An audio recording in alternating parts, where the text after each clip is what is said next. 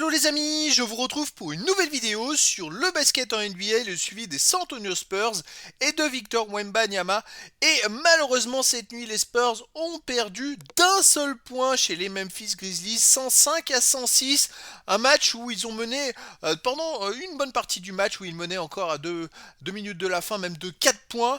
Et puis ils se sont un peu écroulés, ils se sont fait doubler dans la dernière ligne droite pour perdre d'un seul point. Ils ont eu ensuite une tentative pour marquer, et comme ça a été le cas, je crois, en décembre, début décembre, De'Aaron Fox a forcé son tir et s'est fait contrer. Et ça a été la même chose que en décembre où ils ont perdu d'un point un match et ils avaient la possibilité de gagner comme ça. Et deux fois, c'est la même chose, ils ont perdu. Alors Wemby, c'était son retour après avoir manqué deux matchs.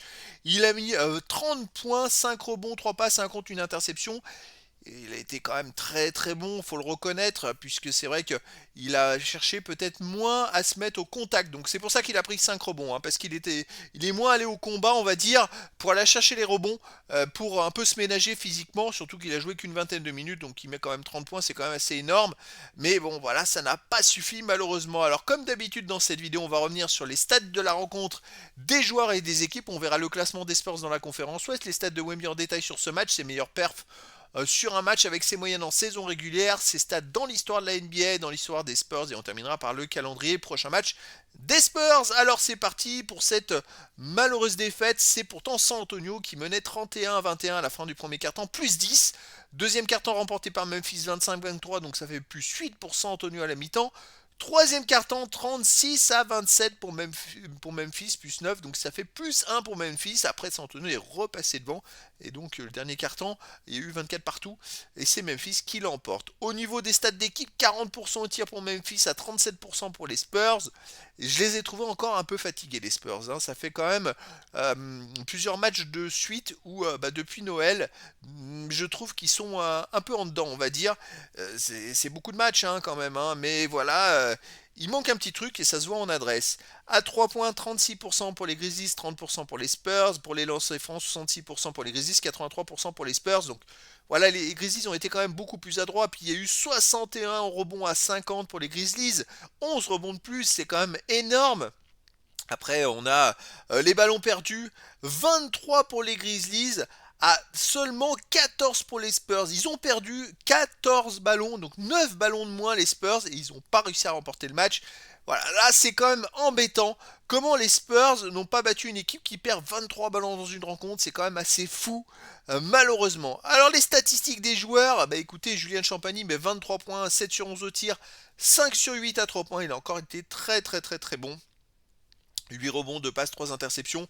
Il fait des stats. Par contre, De'Aaron Fox a complètement raté son match. Il met 9 points à 4 sur 18 au tir, 1 sur 8 à 3 points. Alors, est-ce que c'était judicieux d'aller le faire tirer dans la dernière seconde, le tir de la victoire, alors qu'il fait 4 sur 18 au tir dans ce match-là, qu'il n'y est vraiment pas dedans? Après, sinon, Stephen Castle met 15 points, mais 5 sur 14 au tir, 8 rebonds, 4 passes. Et puis après, bon, bah, on va aller voir les sorties de banc. Keldon Johnson, 13 points, mais 5 sur 13 au tir. Et Wemby en sortie de banc, mais en 30 points en 21 minutes, c'est quand même énorme. Et voilà, les autres joueurs n'ont pas apporté beaucoup. Côté des Grizzlies, on a Jackson qui fait 21 points, 9 rebonds avec 7 sur 16 au tir, 5 sur 7 à 3 points. Par contre, là, il y a eu des belles adresses à 3 points. C'est ce qui fait que, en première mi-temps, ils ont pu revenir, en fait, tout simplement parce que c'était très compliqué pour eux. Il n'y aurait pas eu cette adresse à 3 points. Je pense qu'il y aurait eu 20 points d'écart et qu'ils ne seraient jamais revenus. Les autres joueurs, il y a eu 21 points, 8 sur 15 au tir pour Cam Spencer. Il fait aussi 8 rebonds, 8 passes. Bravo à lui. Et puis sinon, 19 points pour Landal. En sentiment, 10 points pour Aldama, pardon, et pour Williams, 15 points. Voilà, les remplaçants ont fait le boulot. Alors, le classement des Spurs dans la conférence Ouest, il reste deuxième. Ça se resserre, hein. Derrière eux, il y a Los Angeles, Denver, Houston, Minnesota et puis Phoenix qui reviennent tous, hein, quasiment au même niveau. C'est vraiment très serré là, puisque tout le monde se met à perdre. Denver, avec le fait que Jokic joue pas, est en train de perdre plusieurs matchs. Donc on va voir ce que ça va donner, mais il va falloir qu'ils se réveillent très vite, hein, les Spurs. Sinon, ils vont voir tout ce beau petit monde leur passer devant. Ça serait bien dommage quand même. Les stats de Wemby dans ce match, c'est 21 minutes jouées, 30 points, dont 10 sur 20 au tir. C'est quand même pas mal. 3 sur 6 à 3 points, très très bon. 7 sur 8 au lancer franc, très bon également. Par contre, 0 rebond offensif, il n'y est pas allé. 5 rebonds défensifs. après 5 rebonds en 21 minutes, voilà, il en a pris 5 parce qu'il a pu en prendre quand même. Hein. Total rebond 5, 3 passes décisives, une interception, un compte, 2 ballons perdus, 2 fautes, plus 2 quand il est sur le terrain. Alors ce qui est embêtant en première mi-temps, c'est quand il était sur le terrain, les autres, Memphis n'arrivaient pas à aller au panier, donc ils ont fait que tirer à 3 points, et c'est là où ils ont tout mis à 3 points, ce qui les a complètement relancés malheureusement. Et donc plus 2 aussi quand il est sur le terrain, donc ça veut dire que quand il est sur le terrain, les Spurs l'emportent tout simplement. Alors les autres statistiques dans ses moyennes en saison régulière, bon, ça baisse un petit peu comparé à la saison passée, je pense au compte, il est à 2,8 par match, alors que mais en ce moment il tourne quasiment à un compte par match parce que c'est vrai qu'il joue pas beaucoup et puis les adversaires n'osent plus l'attaquer, hein. C'est assez fou. Et sinon 24,6, 11 rebonds 4, 3 passes 4, il a des stats un peu, je dirais un peu moins bien que la saison passée. On continue les stats dans l'histoire de la NBA. Alors, est-ce qu'il a gagné des petites places? Oui, oui, oui. À 22 ans, il a gagné des petites places dans plein de stats. Je vois qu'il a gagné 4 places par exemple. Lancer franc marqué, il est maintenant 111e. C'est plutôt pas mal. Les points, il a gagné qu'une seule place. Il est 93e. Mais on va surveiller ça parce qu'un match à 30 points, ça fait du bien. Ça fait du bien dans toutes les statistiques d'ailleurs. Sinon, dans les tirs tentés, il a gagné 5 places avec maintenant 116 tirs, il est 116e au tir tenté. On va voir, hein, parce que tir marqué et tir tenté, il va être bientôt dans les 100. Et puis pareil pour les lancers francs marqués, il est 111e et il va bientôt être dans les 100. Ça va être pas mal.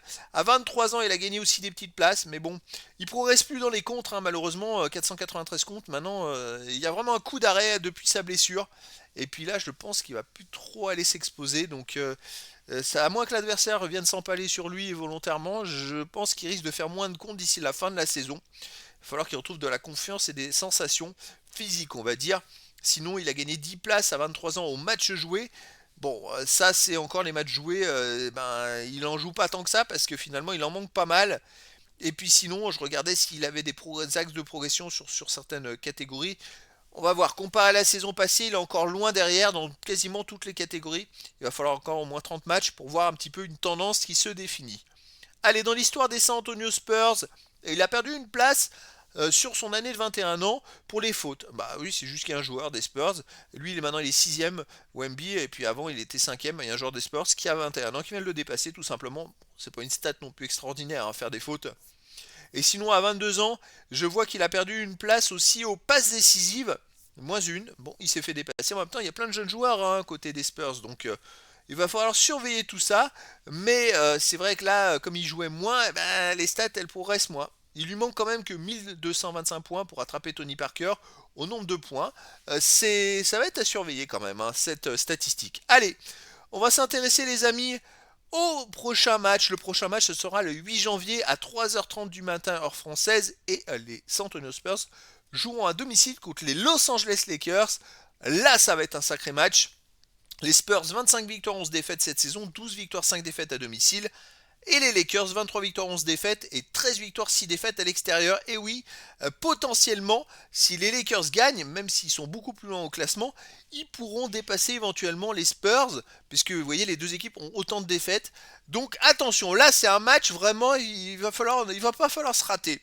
Et donc les amis, bah écoutez, je vous donne rendez-vous le 8 dans la journée pour une vidéo bilan de cette rencontre. Voilà les amis, je vous dis à très bientôt pour une nouvelle vidéo.